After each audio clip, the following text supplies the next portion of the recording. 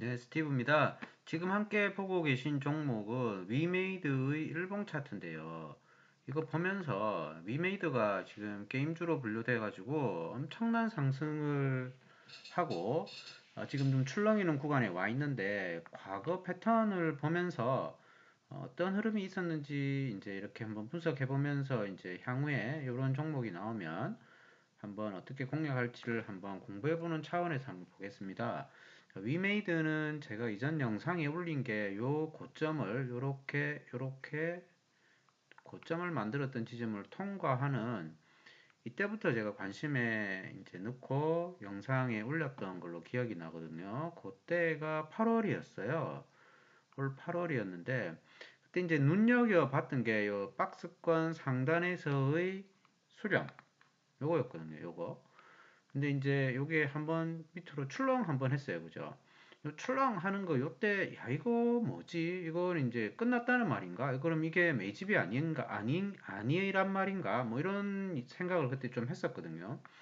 이런 지점도 이렇게 보면 직전에 이렇게 꼬리를 이렇게 주죠. 이렇게 그런 지점들을 이렇게 돌파하고 나면 여지없이 지지선의 역할을 딱 합니다. 그죠? 이런 지점들 다 지지선의 어떤 역할을 하고 큰 폭의 상승을 주었거든요. 근데 이게 잘 가는 듯 했는데 한번 이렇게 훅 뺐다가 이게 꺾이나? 이렇게 그때 생각을 했는데 바로 틀어서 올려버리는 모습 보였거든요. 그때 이제 제가 요거 모습 보면서 개미털이구나 이런 생각을 그 유튜브 영상에 올렸던 걸로 제가 기억이 나는데요. 그리고 나서 이제 이 종목이 전 고점을 이렇게 돌파를 해버렸어요. 이때부터 이제 본격적인 상승이 이제 나오는 걸로 이해가 됐고, 자, 요런 지점에 오면 전 고점을 또 돌파해 버렸으면 이렇게 꼬리 잡기를 한번 해보는데 요 꼬리가 직전 전일 종가 대비 2.6%가 저가네요. 그러니까 이 고점에서 2, 3%권 안에 들어오면 한번 매수를 해볼 만한 그런 전략을 펴볼 수 있지 않았나라는 생각이 지금 들고요. 이렇게 보시면 요거는 이제 3월선 매매가 가능했던 지점이죠. 이것도 이렇게 이제 3일선 타고 오르는 건 분 차트 보고 잡는다는 말을 여러 번 드렸고요. 15분 차트 60선이나 45일선 딛고 잘 가요. 자, 이렇게 이제 또 전고점을 이렇게 돌파하고 나면 6만 원이라는 지점에 이렇게 한번 위에 머리 맞고 빠진 지점을 돌파해 버리면 그 지점을 쌍바닥으로 이렇게 받치고 상승하는지 하락하는지 한번 볼까요? 요거는 이제 하락을 했죠. 하락을 하면 요때 전략을 일부를 털어내고 여기서 6만원 깨면 일부 털어내고 밑에서 다시 살 건지 아니면 분할 매수를 할 건지 결정을 해야 된다. 그런 이야기들이 제 유튜브 영상에 이제 3월선 매매의 주요 이야기들입니다. 이렇게 뺐다가 11선 근방에서 다시 올리죠. 21선 깨지 않는 그 순간까지는 계속 그 상승세가 살아있다라고 보면 되기 때문에 이런 지점에서 1차 매수, 2차 매수 이렇게 차곡차곡 해나가는 것도 하나의 방법입니다. 이건 이제 수렴하고 있어요. 계속 수렴하고 있죠. 그러다가 수렴이 끝날 때쯤에 수렴이 이렇게 될 때는 이렇게 거래량이 준다는 게 특징이죠. 이렇게 쭉 줄고 있다가 돌파하면서 윗방향으로 다시 쏘고 거래량 또 증가하는 그런 현상 생기죠. 자, 이렇게 전고점을 뚫게 되면 또 상승 추세는 이어진다. 7만 원은 지지선의 역할을 할 수 있다. 이렇게 또 판단을 하는 거죠. 여지없이 7만 원이라는 지점에 꼬리를 달고 또 한번 상승했습니다. 그리고 또 이제 이렇게 상승을 이어가는 거죠. 전고점 돌파하게 되면. 자, 그럼 다시 이렇게 쭉 빼면서 7만 원이라는 자리 또 근방에 오고 있어요. 그럼 요 지점은 이렇게 지지선의 역할을 하는지 한번 관찰을 해보는 거죠. 자, 분할 매수를 할 수 있는 자리에 이제 들어가는 겁니다. 이렇게 분할 매수가 됐겠죠. 이것도 이렇게 보면 내가 만약에 7만원 근방에서 샀다 하면 이게 하락폭이 한 10% 정도는 뺐네요. 그죠? 밑에 꼬리까지 보면 마이너스 10% 정도는 뺐고 그 다음날 어떻게 되는지 볼까요? 다시 틀어서 올립니다. 그죠? 틀어서 올리는 모습 보일 수 있고 그래서 이렇게 급등락하는 주는 뭐 2, 3% 빠졌을 때 사는 것보다 제 기준으로는 최소 10% 이상 빠졌을 때 2차 매수를 하는 게 어떤가라는 이제 생각이 들고요. 그런 전략을 가지고 시장에 대응하는 게 좀 더 안전하지 않나라는 생각이 들어요. 그러면 이제 요쯤 평균 단가가 형성됐을 거고, 이렇게 하면 한 8%, 9%, 뭐 많게는 한 10%까지 또 수익이 나는 거죠. 그렇지 않더라도 이렇게 상승세를 한번 탄 아이들은 계속 상승하는 성향이 강하다라는 걸 알 수가 있어요. 요게 이제 20선인데, 처음에 이제 10선, 11선 지지 한번 하고 올리고, 그 다음에 20선 지지 한번 하고 올리고, 그 다음에 또 엔벨로프 지지 한번 하고 올리고, 그러니까 여기까지 또 한번 뺄 수 있다는 거죠, 향후에. 그런데 이건 또 전고점을 이렇게 돌파하면서 다시 또 상승을 이어가는 그런 모습을 보이고 있었고, 위메이드라는 종목이 제가 여기서 이야기를 할 때, 이렇게 치고 올라가는 전고점을 돌파할 때 여기까지 가는지를 제가 어떻게 알았겠어요, 그죠? 전혀 알 수가 없는 겁니다. 벌써 이게 두 배 이상 뛰어버린, 수익률이 100% 이상 나버리는 요 구간만 해도 나버리는 구간인데, 알 수 없기 때문에 우리는 이제 전고점을 돌파하게 되면 안전하다 생각하고 사물선 매매를 하는 거죠. 요런 것도 보면 이렇게 꼬리가 이렇게 쌍바닥 만들고 이렇게 올라가죠. 요런 꼬리들이 전 고점을 돌파하는 급등 이후에 항상 이렇게 생긴다. 그게 3월선 근방이다라는 게 이제 특징인 거고, 요런 지점을 노리고 이렇게 단타 거래를 하게 되면 요거의 수익률이 이렇게 보면 요거 한 10% 정도 나오는 구간이거든요. 그럼 여기 이렇게 이제 잘 오르는 종목들은 위에서 한참 머물다가 출렁출렁 하다가 떨어지기 때문에 안전하다는 거죠. 요거 이제 전고점을 돌파하면서 또 상승해 버렸어요. 여기 매물대를 10만 원을 또 뚫어 버렸죠. 이렇게 이런 현상들이 지속적으로 이어진다. 물론 차트를 거꾸로 뒤집어서 놨을 때 하락하는 아이들은 계속 하락하는 특징이 있다라는 말과 동일하다고 볼 수가 있겠죠. 이것도 이제 사물선 매매인데, 이제는 이렇게 조금 쉬어가다가 이제는 마지막에는 이제 급하게 막 올리는, 그리고 마구마구 올리는 그런 성향이 좀 강하죠. 그렇죠. 이제 쉬지 않고 마구마구 올리는.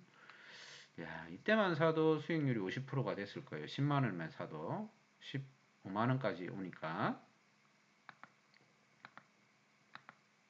근데 이제 요런 모습 보면, 요렇게 보면 이제 전 고점을 갭으로 이렇게 돌파를 해요. 요런 게 이제 시가갭 매매라고 이제 저는 생각하는 거거든요. 요게 5% 시가 갭이 떴거든요. 여기에 대해.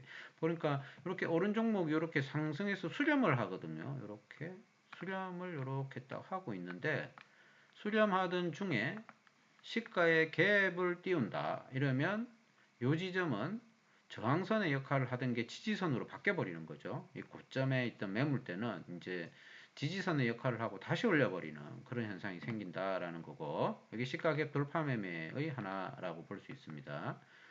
야, 마구마구 올리는 거 보세요. 이제는 너무 올라가지고 잡기도 무섭지 않을까 생각이 드는데요. 그러면 이제 이게 주구장창 올라갈 거냐라고 생각을 해보는 거죠. 그렇진 않을 거 아니에요. 모든 종목들이 이렇게 주가가 수렴했다가 한번 확산을 하고 나면 원래 자리로 이렇게 돌아오는 현상이 생기고, 돌아오면서도 우리가 지금 요렇게 매매했던 요런 자리들, 여기 노란 선을 그어 놓은 자리들은 전부 다 지지선의 역할 또는 저항선의 역할을 한다라는 걸 감안을 하고 매매를 하면 좋지 않을까요? 여기도 요런 노란색 선을 연장해 봤을 때 그 근방에서 지지를 하고 다시 또 올리는 그런 현상 생기죠. 이렇게 위에 올라가서도 시간을 충분히 주고 머물기 때문에 이렇게 이제 바닥에서 박스권을 돌파하고 상승 초입 국면에 급등이 나온 상한가나 급등, 그러니까 상승률 상위 종목에 검색되면서 거래량이 터지면 이러한 긴 추세를 매도하지 않고 버티고 가는 그런 전략을 펼 수 있어야 되는데, 아유, 저는 아직 그렇게 못하고 있어요. 중간에 자꾸 팔아먹어서 큰일이에요. 자, 여기도 이제 보면은 이제 박스를 만든다는 걸 알 수가 있죠. 이렇게 박스를 딱 만들고 있어요. 이 박스를 돌파하면 여기서 나온 돌파처럼 또 한 번 상승을 이어가겠죠. 이제 돌파하지 못한다면 어, 저항선이 될 거고, 이거는 돌파의 형태로 나왔습니다. 여기서 또 돌파하더라도 수익률이 꽤 나오죠. 여기 돌파 매매만 하더라도 벌써 13%, 14% 수익 구간을 하루 이틀 만에 이렇게 만들어내는 현상이 생깁니다. 자, 여기 상승 구간만 해도 이렇게 보면 22% 상승 구간이 생기네요. 요때 이제 큰 음봉이 나왔어요. 그런데 아직 21선 깨지 않았기 때문에 여전히 관찰해야 되고, 요거는 21선 깼다가 올리는 것 같은 모습. 자, 이제 상승 탄력이 둔화됐는지 오르지 않고 옆으로 횡보합니다. 그죠?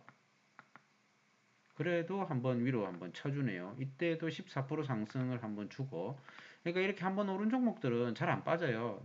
이렇게 빠지는 종목은 계속 빠지듯이 위에서 한참 머문다라는 걸 알 수가 있죠. 자, 이제 요런 지점 깨면, 요거는 지우고, 자, 요런 지점을 깨면, 이제 어디를 노리냐?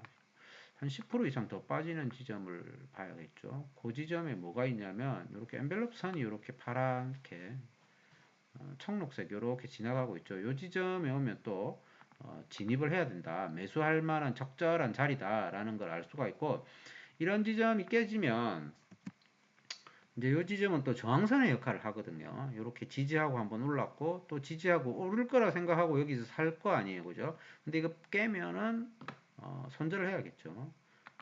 이렇게 딱 빠져버렸어요. 시가에 빠져버렸기 때문에 이런 건 시가에 청산하고 나왔어야 되고, 이런 거를 이제 꼬리를 잡아야겠죠. 10% 이상 빠지면서 밑에 지지선이라고 생각하는 엔벨롭 선이 이렇게 지나가면 엔벨롭 선 근방에서는 분할 매수 작전을 또 펴야 됩니다.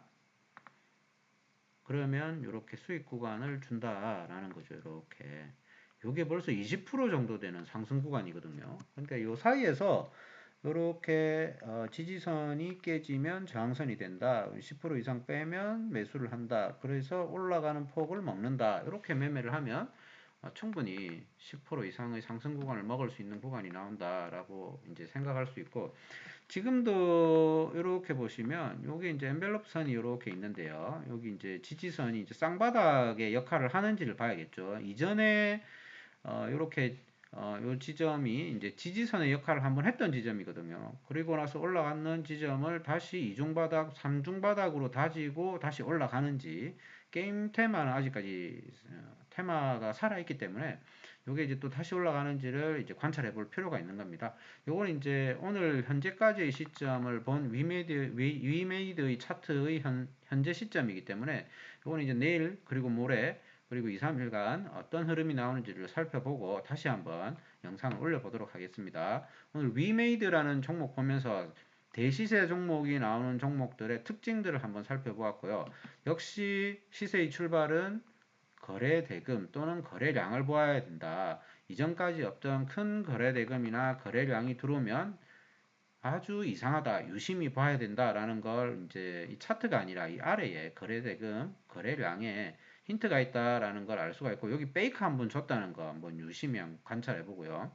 이게 메타버스 테마와 그리고 NFT 대체 불가능 토큰, 그것과 함께 연계되면서 그 사이버머니를 또 사용할 수 있게 하고, 그런 것들과 연계되면서 이렇게 테마성이 강해져 가지고 이렇게 큰 폭의 상승을 했고, 이게 저점 대비해서 이렇게 보면 여기까지 750%가 올랐어요.